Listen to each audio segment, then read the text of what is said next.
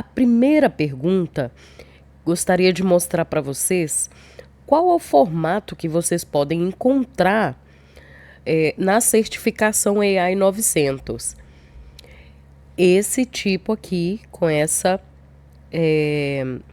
configuração aqui, tá? Que ela desce as escolhas, tá?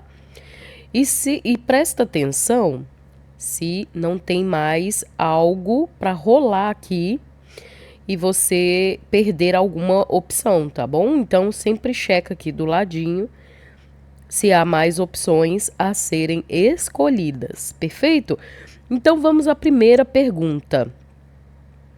O que extrai texto de documentos manuscritos? O que extrai, tá? Aqui, ó. Você vai completar essa lacuna. O que extrai texto de documentos manuscritos é a classificação de imagem, o reconhecimento facial, a detecção de objeto ou reconhecimento de óptico de caracteres. Como a gente já estudou, é o OCR que faz esse reconhecimento de texto em documentos manuscritos e extrai texto de qualquer imagem ou documento digitalizado. É só ele que faz isso, tá bom? Vamos lá? Reconhecimento óptico de caracteres ou OCR, perfeito? Vamos ao conceito, para quem ainda nunca viu falar do OCR. Para reconhecer texto manuscrito usando o serviço de visão computacional, você pode usar a API OCR, que faz parte do serviço de visão computacional projetado especificamente para reconhecer texto, imagens e vídeos. A API OCR fornece uma variedade de algoritmos e técnicas para reconhecimento de texto, incluindo reconhecimento óptico de caracteres, então ele faz o reconhecimento de símbolos, números e letras, e reconhecimento de manuscrito. O que seria esse manuscrito aqui, professora? Letras escritas ou símbolos e números escritos à mão. Perfeito? Olha um exemplo aqui. Ele te retorna o texto extraído, tá? E aonde foi, ele te devolve aqui, ó, demarca uma caixa delimitadora no texto que foi encontrado, tá? Por que não poderia ser classificação de imagem? A classificação de imagem envolve o treinamento de um modelo de aprendizado de máquina para classificar imagens com base no seu conteúdo, tá bom? Ele pega aqui, ó, baseado no conteúdo dessa imagem aqui, ele classifica essa imagem como sendo táxi, perfeito? Se você aplicasse a API OCR aqui nessa imagem, ele não ia retornar aqui táxi. O que ele iria fazer? Eu vou mostrar aqui para vocês. Se a API OCR fosse aplicada aqui, ele retornaria uma caixa delimitadora aqui, ó, nesse Surface, e retornaria aqui para você escrito Surface, porque ele só extrai o texto, exatamente como ele conseguiu capturar, tá? A classificação de imagem, ele baseado no treinamento que ele teve de classificar veículos, nesse contexto aqui, ele classifica essa imagem aqui como sendo um táxi. Perfeito? Bom, próximo, por que não pode ser reconhecimento facial? O reconhecimento facial permite criar soluções de detecção e reconhecimento facial. É uma forma especializada de detecção de objetos que localiza rosto, especificamente rostos humanos em uma imagem, tá? Isso é combinado com técnica de classificação e análise de geometria facial para reconhecer indivíduos com base em suas características faciais, perfeito? Bom, por que não poderia ser detecção de objeto? Bom, esse detecção de objeto também é um aprendizado de máquina, são treinados para classificar objetos individuais, perfeito? Então aqui há uma diferença entre detecção de objeto e classificação de imagem. A classificação de imagem, ele vai classificar o contexto, baseado ali dentro do conteúdo, ele te retorna uma classificação. Já a detecção de objeto, ele vai classificar vários objetos individuais em uma imagem e identificar sua localização com uma caixa delimitadora. Eu vou voltar lá na classificação, veja que ele não te retorna caixa delimitadora. Essa é a classificação de imagem. Ele apenas vai te retornar aqui a tag da classificação, perfeito? Já a detecção de imagem, ele te mostra a localização e a classificação de objetos individuais. Aqui tem um outro ônibus, o ônibus, ó, e separado ainda por cores, porque você pode fazer isso lá no seu treinamento. Aqui um carro, aqui ciclistas de verde, e você pode treinar muito mais objetos para serem identificados em uma imagem. Perfeito? Próxima pergunta. O Automated Machine Learning funciona executando várias iterações de treinamento que são pontuadas e classificadas pelas métricas que você especifica. Será que isso é verdadeiro ou falso? Será que o Automated Machine Learning, que é o nosso AutoML, funciona executando várias iterações de treinamento que são pontuadas e classificadas pela métrica que você especifica? Isso é verdadeiro, perfeito? Quando que você vai usar o AutoML? O AutoML, você vai usar ele para fazer classificação, regressão, previsão, né? Visão computacional e processamento de linguagem natural, tá bom? Tudo no ML dá para fazer dentro desses aprendizados aí, tá bom? Com esses recursos. Quando você quiser que o Azure Machine Learning treine e ajuste o modelo para você, usando a métrica de destino especificada, você aplica o ML automatizado, tá bom? Que é o AutoML. Ele não é automático, ele é automatizado. Então, ele vai fazer várias tarefas repetitivas e chatas para você. Ele vai automatizar muito processo repetitivo e demorado. É isso que quer dizer o AutoML. Não confunda em colocar o seu conjunto de dados lá e ele já fazer tudo de forma automática. Perfeito? Repete comigo aqui. Sai do Instagram, gente, pelo amor de Deus.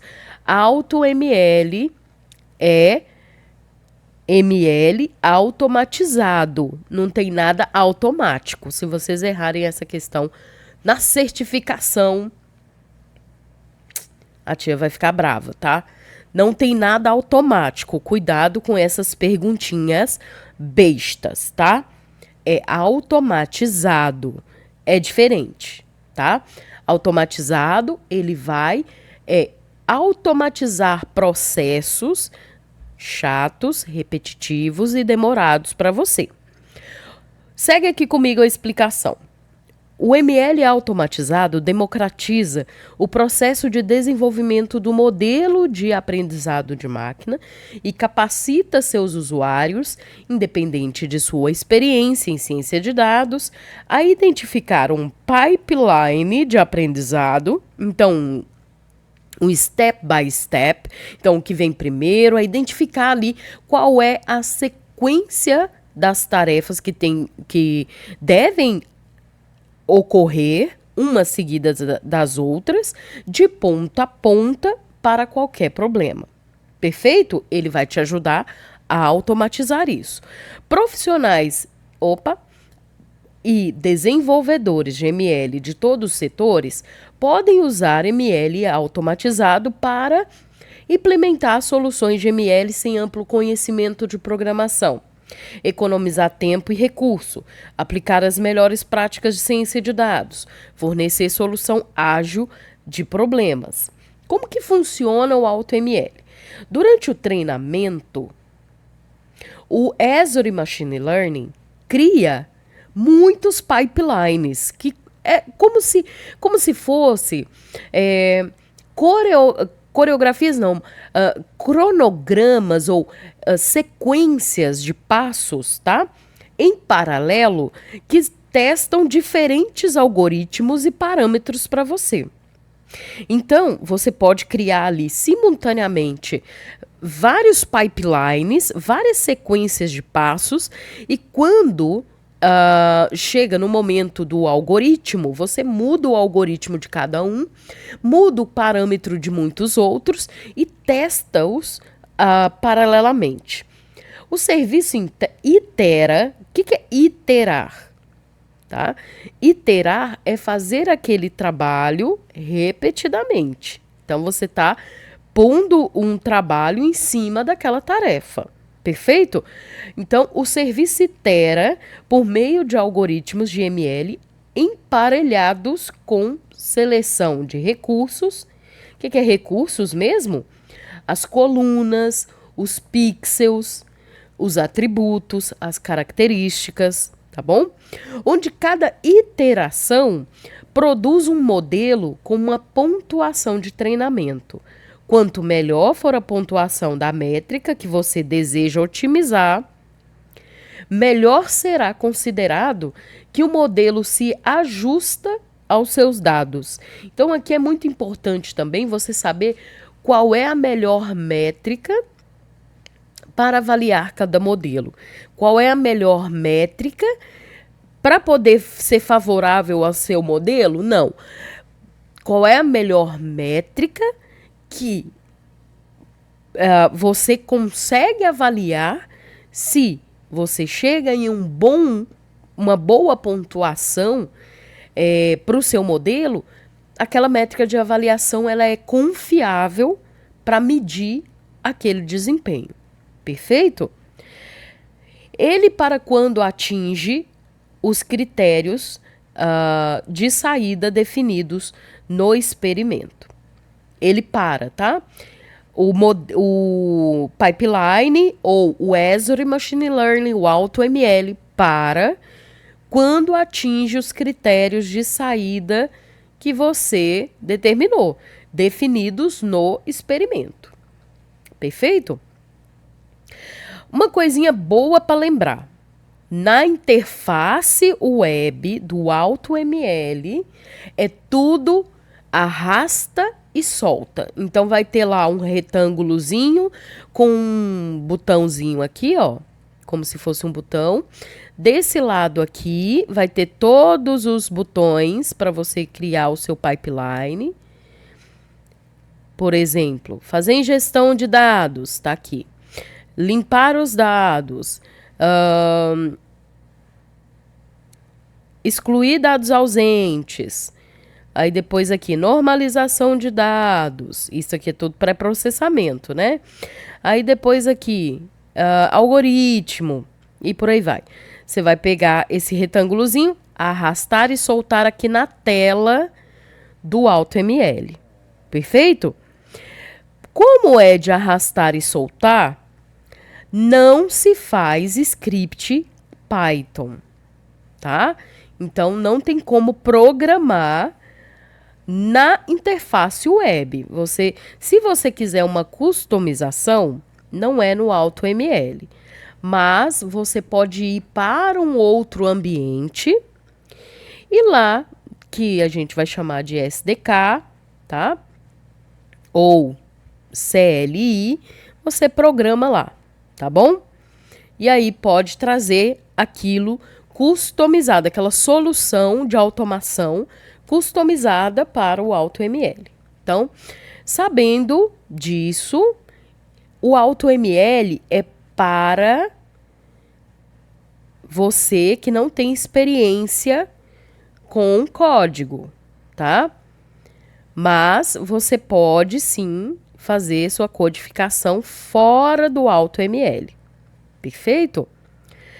Bom, utilizando o Azure Machine Learning, pode conceber e executar as suas experiências automatizadas de formação ML com esses passos. Primeiro de tudo, identifica seu problema, tá? Identificou seu problema? Você vai escolher, quero sem codificação ou com codificação, tá? Eu quero codar a minha automação para fazer o aprendizado de máquina, ou não, eu quero uma experiência web sem código, tá? Depois, especificar a fonte, especifico a fonte de dados, então eu faço a ingestão dos dados rotulados, tá? Olha lá, rotulados. Depois eu vou configurar os parâmetros de aprendizado de máquina automatizado. Inclusive, eu posso determinar aqui quantas iterações em diferentes modelos eu quero fazer. Então, lá, lembra que a gente falou que pode construir vários pipelines, né? Vários pipelines em paralelo. Eu posso determinar aqui que um modelo vai iterar 100 vezes e o outro vai iterar 500 vezes no treinamento, para que eu possa avaliar se o modelo, com 100 iterações, ele foi capaz de aprender. Porque se ele foi capaz de aprender, para que eu estou treinando 500 vezes? É custo desnecessário, né? Também tenho como determinar configurações de hiperparâmetro, o pré-processamento, caracterização avançada e quais as métricas eu vou observar ao determinar o melhor modelo. Depois, eu envio o trabalho de treinamento e reviso os resultados. Perfeito? Vamos lá. Quando aqui, ó, tá mostrando uma página depois que você faz o treinamento, tá? Aqui são vários pipelines. Esse é o pipeline 1, 2, o 3, o 4, N pipelines. Tá vendo aqui, ó, N. Porque aqui o pesquisador pode decidir fazer 50 modelos de algoritmo diferentes para poder determinar qual é o melhor, tá? E ele foi mudando o que aqui? As features, ó, que são as colunas. Ele mudou algoritmo e ele mudou os parâmetros, tá? Também dá para alterar constraints, que são restrições, tá? O alvo, a métrica alvo, tem como você mudar, tá? E os dados também, tá? O usuário, que no caso é o treinador do modelo, vai inserindo isso aqui, tá? No final, ele te retorna a classificação do melhor modelo para o pior. Então, quando se utiliza o Azure Machine Learning, ele já te dá um ranking. Olha que legal. Simultaneamente ali, seus modelos estão sendo iterados, tá? E tem aqui os scores de treinamento, só que aqui, ó, essa é a iteração 1, essa é a 2, essa é a 3, e aí ele tá todo bagunçado, tá vendo que a 2 foi melhor? E a quarta foi bem melhor ainda? Imagina com 50 modelos, né? Como que você faria para organizar isso? Sem código, né? Com código dá para fazer, mas sem código. Então, no AutoML, ele faz essa automação para você. Ele já te retorna uma tabela com o melhor ranking. Perfeito? Pergunta 3. Você tem que prever o número de cartões presente que serão vendidos no próximo ano. Que tipo de aprendizado de máquina você deve usar? Prever o quê? O número. O número de cartões presente que serão vendidos. Se eu estou prevendo, tem duas possibilidades, né? Vamos revisar algumas coisas que já foram ditas. Se é previsão, eu estou fazendo um aprendizado supervisionado. O aprendizado supervisionado ele é dividido em duas subcategorias: classificação e regressão, tá? Quando vai ser um caso de uso para classificação? Quando o seu cliente quiser prever, olha a palavrinha-chave, se vai acontecer alguma coisa. Se vai alugar a bicicleta ou não, se a casa, o imóvel é de classe A, B, C, D. Entende que aqui não importa a classificação se ela é binária ou multiclasse, mas sim se vai ocorrer um evento e qual será o evento que ocorrerá. Então, prever se aquele imóvel é da classe A, B, C, D, até Z. Não importa, mas prever se algum evento ocorre é problema de classificação, tá? Regressão vai ser casos de uso para prever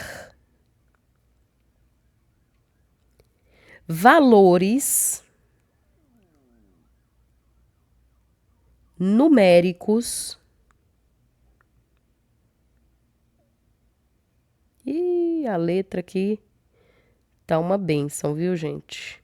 Numéricos ou contínuos. Eu vou colocar aqui só para adiantar, tá? Eita, não vou nem tentar escrever bonito aqui, não. Ou contínuos, tá? Só para vocês terem aí uma memória visual. Numéricos ou contínuos. Sempre a regressão é prever valor numérico ou contínuo. Temperatura, volume, tempo, idade, peso, salário, entendeu? É sempre valores numéricos ou contínuos, tá?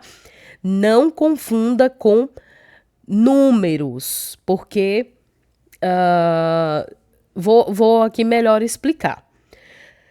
Tem classificação que, para normalizar os dados de forma que a máquina compreenda, ela não entende o sim escrito lá como string. Sim, não. Classe A, classe B, classe C. Em vez de você colocar classe A, B, C, D, você mostra transforma, normaliza para o computador. A sua classe A será 0, B 1, C 2, D 3, D 4, C 5. Quando ele te retorna que aquele imóvel ele foi classificado um imóvel da classe 3, que no caso seria a sua classe D, tá? Ele não está prevendo um número, ele está fazendo uma classificação multiclasse. Você tem ali, você não tem um número contínuo, tá? Aquilo ali é simplesmente uma classificação da sua coluna, especificando que quando o seu modelo ver a letra A, ele classifica como 0. Todo B é classificado como 1. Todo C é classificado como 2. Todo D é classificado como 3. Entendeu? Ele não tem valor matemático para cálculo, tá? Para cálculo. Então, não confunda uma classificação e essa coluna está com valores numéricos por conta da normalização dos dados com prever valores numéricos ou contínuos, tá? Por quê? Porque a regressão ela faz um cálculo matemático, tá? Então, e a classificação faz uma correlação entre os atributos, tá? Entre as características e faz ali a análise de correlação, tá? Então, nesse caso aqui, é regressão, tá? Perfeito. Olha lá, trouxe aqui vários gráficos mostrando como é os gráficos de uma classificação, tá? Um gráfico de clusterização, tá?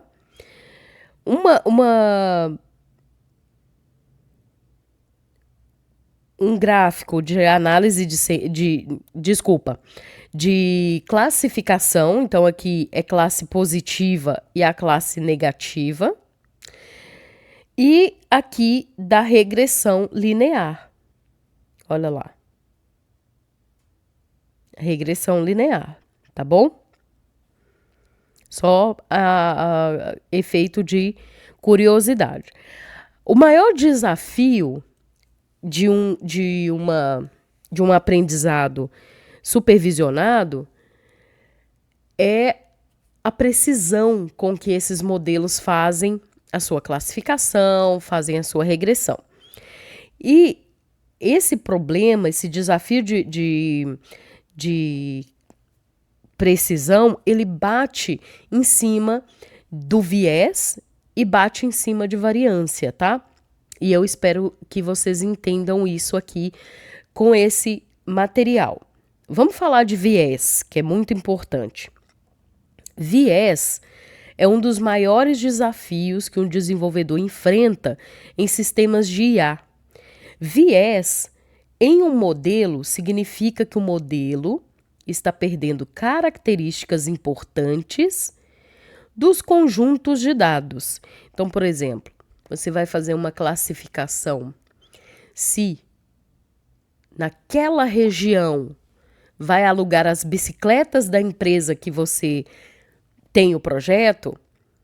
Se esse modelo ele está enviesado ou ele está enviesando, isso quer dizer que o modelo está perdendo características importantes que tem no conjunto de dados para poder fazer essa classificação corretamente. Perfeito?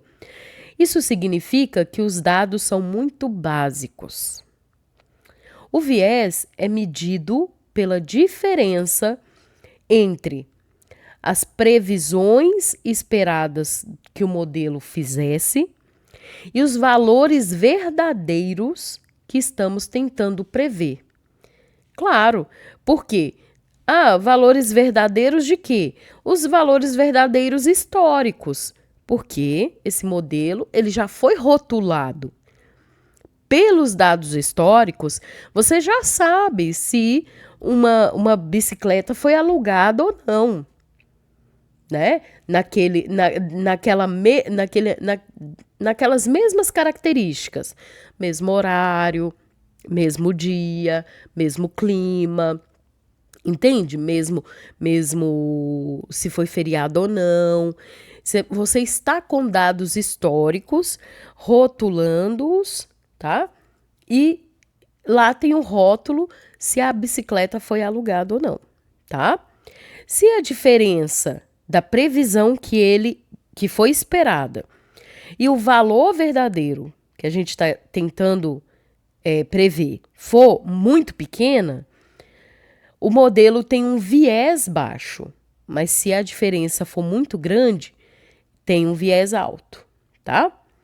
Quando o viés é alto, presta atenção. Quando o viés é alto, esse modelo está subajustado. Então, aqui, quando o viés é alto, o modelo está, olha o ajuste baixo. Então, ele está subajustado, tá? O viés é alto, o ajuste é baixo. Então, subajustado significa que o modelo não está capturando diferença suficiente nas características dos dados. E, portanto, o modelo tem desempenho ruim nos dados de treinamento, tá? Então, ele tem um viés alto, ele está perdendo características importantes dos conjuntos de dados, tá? Viés alto, modelo subajustado, tá? O que significa subajustado? Não consegue capturar diferença suficiente nas características dos dados, perfeito? Vamos falar sobre variância. Já a variância oferece um desafio diferente para os desenvolvedores. A variância se refere à sensibilidade do modelo a flutuações ou ruídos nos dados de treinamento. O problema é que o modelo pode considerar esse ruído nos dados como importante na saída, tá? E aí, utilizar ruído, utilizar flutuação para poder fazer esse retorno, tá? De uma tomada de decisão. Quando a variância é alta, o modelo está tão familiarizado com os dados de treinamento que ele está decorando os dados de treinamento e fazendo as previsões com alta precisão, tá? E não quer dizer que ele está fazendo uma previsão correta, tá? Ele não está conseguindo generalizar. Isso ocorre porque ele está capturando todos os recursos dos dados, tá? No entanto, quando você introduz novos dados no modelo, a precisão do modelo cai. Isso ocorre porque os novos dados podem ter recursos diferentes nos quais o modelo não foi treinado. Então, por exemplo, você está lá no conjunto de treinamento, aplica o seu modelo em cima daquele conjunto de treinamento, ele tem uma excelente pontuação na métrica de avaliação. Porém, quando você introduz novos dados, que são os dados de teste, a precisão dele cai. Mas por que está acontecendo isso? Porque pode ter ali recursos diferentes nos quais o modelo não foi treinado. Bom, isso aqui pode ser um problema de overfitting, tá? O overfitting é quando o modelo tem um bom desempenho nos dados de treinamento, mas não tem um bom desempenho nos dados de avaliação. Então, quando ocorrer esse fenômeno, quando ele tem boa pontuação nos dados de treinamento, mas não tem um bom desempenho nos dados de avaliação, e esse problema é chamado de overfitting. Você no dia a dia, você pode estar diante de um overfitting, tá? Isso ocorre porque o modelo está memorizando os dados que viu e não consegue generalizar para eventos não vistos. Tem técnicas e métodos para poder resolver esse problema. Você faz, se você vê que seu modelo performa muito bem nos dados de treinamento, mas não performa bem nos dados de teste, você sabe que é overfitting, você aplica as técnicas para mitigar esse overfitting, perfeito? Bom, esses dois desafios, o viés e a variância, são desafios para os desenvolvedores, tá? E a gente classifica isso como um trade-off, tá? De viés e variância. É quando você otimiza seu modelo para equilibrar tanto o seu viés como a sua variância, tá? Qual que é o equilíbrio ideal? É uma variância baixa e um viés baixo também. Porque se você tiver um viés alto, você está perdendo características relevantes dos seus dados para que ele faça a tarefa, e a variância alta, ele está decorando tudo. Ele está ali pegando todas as características, decorando os seus dados, fazendo previsões excelentes no dado de treinamento, mas quando ele vai para os dados de teste, ele não consegue fazer, tá? Isso significa que você precisa otimizar o seu modelo para que ele não seja subajustado ou superajustado. Então vamos lá. Quando a gente sabe que é subajustado, é quando o viés é o quê? Não é o contrário do ajuste? Então, se o ajuste está baixo, é porque o viés está alto. Perfeito? E o superajustado é ao contrário. Se ele está se superajustando demais, o viés é baixo. A variância que é alta. Perfeito? Só vai cair perguntinha besta, gente, nessa certificação. Porque a gente está estudando e a gente sabe de tudo que vai cair. E aqui, variância é alta, nesse caso aqui, superajustado, tá? Vamos ver aqui. Superajustado é esse aqui, tá? Superajuste. Viés ou bias é baixo, então é o contrário do superajuste. Ajuste alto, viés é baixo e a variância é alta. Perfeito? Anota aí nas suas anotações. Por outro lado, subajuste, ajuste baixo, o viés é baixo e o viés é alto no ajuste baixo, tá? Subajuste.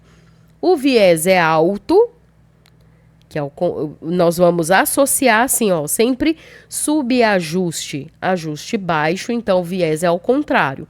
O viés tem que ser alto. E a variância que segue o ajuste. Se o ajuste é baixo, é porque a variância é baixa, tá? Ele não está conseguindo pegar ali características, captar as características desses dados, tá? Ao contrário, variância alta, ele está decorando todos os dados, tá? Então, aqui presta atenção para você não ficar pegando a palavrinha variância com variar. Não tem nada a ver, tá? Então, aqui, se ele está super ajustado, ele está fazendo isso aqui, ó, graficamente, visualmente. Ele está super ajustado. Ó como que tá a linha. Super ajustando, ó. Ele está decorando, ele vai acertar sempre, né? Isso aqui nos dados de treinamento, né? Subajuste. Olha como que os dados são heterogêneos aqui, ó. Não segue uma linearidade, tá? Ele teria que acompanhar aqui, ó, meio que uma curva, né? E ó o que ele faz aqui. Deixa eu tirar aqui. Ele faz uma linha reta. Nada a ver com a complexidade dos dados. Perfeito? Então aqui ele está subajustado, o ajuste está baixo. Então quer dizer, viés alto, variância baixa, tá? Aqui é o viés. E aqui é o viés, vou colocar como VI. E aqui a variância. Aqui no subajuste, tá? Aqui no superajuste, o viés aqui é baixo, tá? E a variância é alta, tá? Então aqui, viés no superajuste baixo e a variância alta, tá? No caso do balanceado, o viés é baixo e a variância é baixa. É isso que a gente procura. No modelo balanceado, usando o trade-off de variância, viés e variância, é isso aqui que a gente está buscando. Um viés baixo e a variância baixa. Perfeito? Sabendo disso, superar viés e variância. Como que a gente faz? A gente utiliza validação cruzada, a gente faz aumento de dados, regularização, a gente utiliza modelos mais simples, faz redução de dimensionalidade e para de treinar o modelo mais cedo para ele não decorar os dados. Perfeito? Pergunta 4.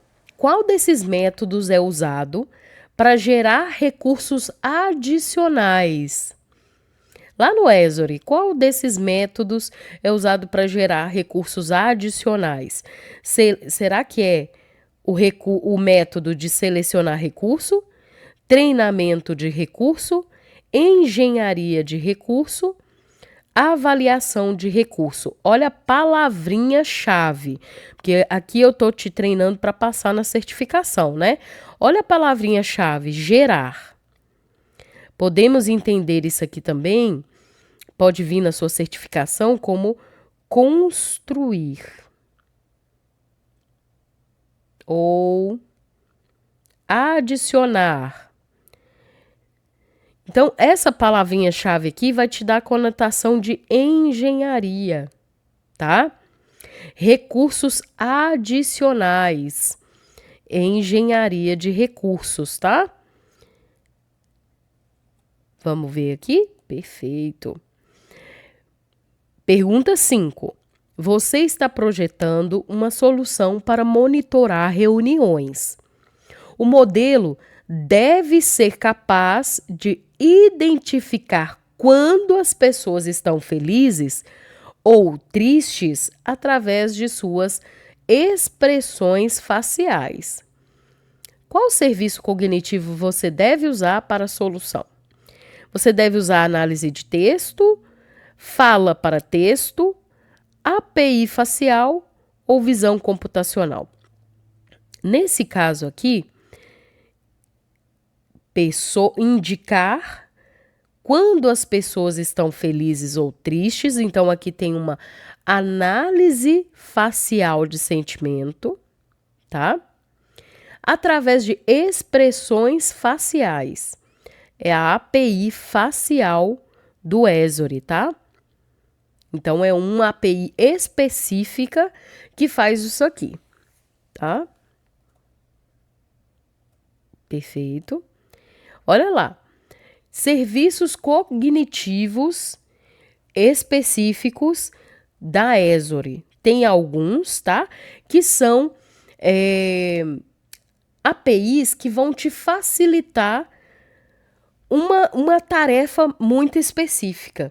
Recursos aí da inteligência artificial que podem ser adicionados nas suas aplicações que você não precisa criar do zero, tá?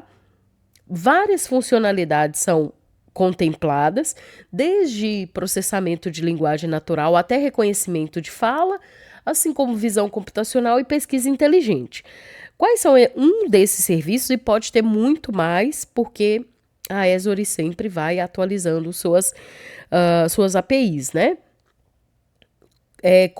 Computer Vision, com análise de imagem, para extrair informações como tags, descrições, rostos, pontos de referência.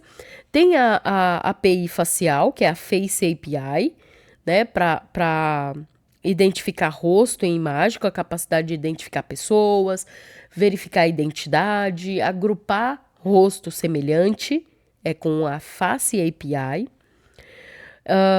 Custom Vision, que é fazer visão customizada. Então, a gente tem visão computacional, tá? E a visão computacionada em outro lugar. Se você quiser customizar a sua visão, tá? É em outro lugar. A visão computacional do Esri já é pré-treinado. Você não tem como customizar nada lá, não, tá? É um serviço já pronto lá. Na visão customizada, tem como você fazer treinamento de modelos personalizados para reconhecer objetos específicos nas suas imagens, tá bom? E também tem o serviço do Form Recognizer, que ele faz extração automática de informações de documentos e formulários, como recibo e fatura, tá bom? Serviço de fala também, então já está lá tudo prontinho.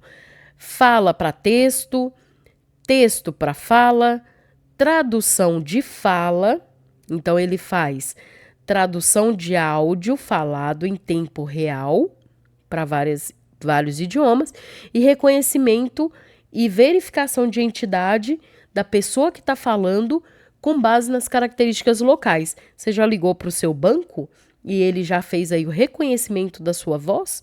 Às vezes você não precisa nem passar seu CPF, fazer confirmação de data de nascimento, nada mais, né, desses dados pessoais. Ele faz o reconhecimento das suas características vocais e certifica que você é você mesmo. Serviços de linguagem, tem análise de texto, que ele detecta sentimento, é lá no Test Analytics, tá? Test Analytics. Detecta sentimento, identifica identidade nomeada, extração de frase-chave, detecção de idioma, então é análise de texto isso aqui, tá? É lá no serviço Test Analytics, tá? E aí, dentro do Test Analytics, está contido análise de sentimento, identificação de identidade nomeada, extração de frase-chave, detecção de idioma. Até aqui tá dando para acompanhar? Me deixa aí nos comentários, tá?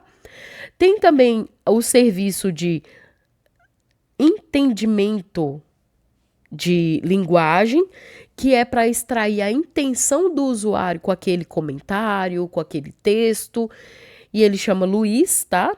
Aqui um acrônimo. É uma construção de modelos de compreensão de linguagem natural para interpretar a intenção do usuário. Por exemplo, você pode pegar também o LUIS para... Quando você faz o speech to text, que é fala para texto, então a Alexa, por exemplo, você pede para ela alguma coisa. E aí você fala, a Alexa converte, certo? Ela sempre converte o texto em fala, ela aplica ali um método para entender a sua intenção, para poder fazer a automação do que você quer. Você pode falar qualquer coisa ou a mesma coisa de várias formas diferentes, mas ela sabe a sua intenção, que é ligar o ar-condicionado, tá? Ou é ligar a televisão ou trocar de canal para aquele canal específico que tem ali como ela fazer a troca do canal para você. Então ela usa vários métodos, várias ferramentazinhas ali para poder te chegar ao resultado final. Você falou com ela, ela converte a sua fala em texto, o texto ela aplica a intenção do usuário, então tem um método aplicado ali em cima para ela conseguir entender tudo que você falou no resumo da ópera. Ela tem ali uma gama de intenções que ela é capaz de resolver. Esse método retorna um resultado que, de tudo aquilo que você falou. A intenção do usuário está na base de conhecimento da Alexa, como ligar o ar-condicionado. Ela automatiza aquele processo de ligar o ar-condicionado. Perfeito? Não há uma interpretação semântica, certo? O Luiz, ele vai fazer a compreensão para interpretar a intenção do usuário para ativar uma nova funcionalidade, para ativar disparar um novo processo. Por exemplo, aqui posso mudar aqui o exemplo de pegar comentários no Twitter, e quando todos os comentários serão aplicados em cima dos comentários a ferramenta aqui, o método de entendimento de linguagem, o Luiz, e sempre que a intenção do usuário for fazer uma reserva, né, tentar fazer uma reserva, ele coloque num banco de dados do atendimento ao cliente, e que esse pessoal do atendimento ao cliente tenha essa base de dados para poder entrar em contato com o usuário. Perfeito? Para poder entender qual foi o problema, para poder finalizar a reserva e assim por diante. Tem também o tradutor automático de texto. Tem o Q&A Maker também no serviço de linguagem, que é a criação de um bot de perguntas e respostas a partir de documentos ou páginas da web. Nesse caso, o Q&A Maker, ele vai fazer a base de conhecimento para você criar o bot. Ele em si não é no Q&A Maker que você cria o bot, tá? O Q&A Maker, ele vai fazer para você a criação da sua base de conhecimento para integrar no bot, tá? Serviço de decisão também tem o Personalize, que é para aprendizado por reforço, que é baseado no aprendizado por reforço. Ele cria experiências personalizadas para os usuários. Moderador de conteúdo também tem, tá? Ele faz ali moderação de texto, moderação de imagem e vídeo, para detectar material ofensivo, sensível ou inadequado. Detecção de anomalia é um dos serviços de decisão, tá? Em dados temporais, então, presta atenção, não existe detecção de anomalia em imagem, tá? Detecção de anomalia, pessoal, em dados temporais para identificar eventos fora do comum. E dados temporais, eles são dados estruturados. Eles estão em tabelas, tá? Não são não estruturados como imagens, textos e vídeos, tá? Detecção de anomalia é para dados temporais que você está acompanhando ao longo do tempo e ele identifica eventos fora do comum. Pode ser logs, não necessariamente números, tá? Pode ser logs, códigos, tags, né? Estampas de tempo, temperaturas, entende? Salários, pagamentos. Então você está querendo identificar ali o que está saindo fora do comum, tá? Seu cartão de crédito usado aonde? A geolocalização, tá? Quando você procura uma anomalia em uma imagem, você está fazendo, na verdade, uma classificação, tá? Você vai treinar o modelo customizado, É lá no Visão Customizada que você vai treinar o seu modelo a identificar um produto anormal seu e um produto normal. Um rótulo rasgado e um rótulo íntegro. Uma lata amassada e a lata íntegra, né? Então, isso aqui, quando você está fazendo em cima de imagem, identificação de produtos não íntegros ou divergentes ou fora do comum, que você precisa tirar da esteira, por exemplo, em tempo real, você está fazendo uma classificação na imagem ou no vídeo, tá? Uma detecção de objeto anômalo, anormal, mas não se faz com detecção de anomalia, tá? Não se faz com esse serviço de detecção de anomalia, tá? Serviços de pesquisa. Serviço de pesquisa, você tem um serviço especificado só para isso, tá? O que ele vai fazer? Ele vai fazer implementação de funcionalidades de pesquisa com indexação de conteúdo, suporte a múltiplos idiomas, tá? Você faz a pesquisa ali, ele faz a pesquisa para vários idiomas, integra com outros serviços cognitivos também. Aqui pode dar um pause para vocês verem melhor, tá? Outros serviços aí que ainda não foram falados, análise de sentimento, tradução de fala em tempo real, tá? Busca inteligente. Perfeito. E é isso. Espero que tenham aí gostado. Conteúdo muito denso, apesar de ser 5 questões só. Não foi trivial. Te espero no próximo intensivão do AI 900. Até lá.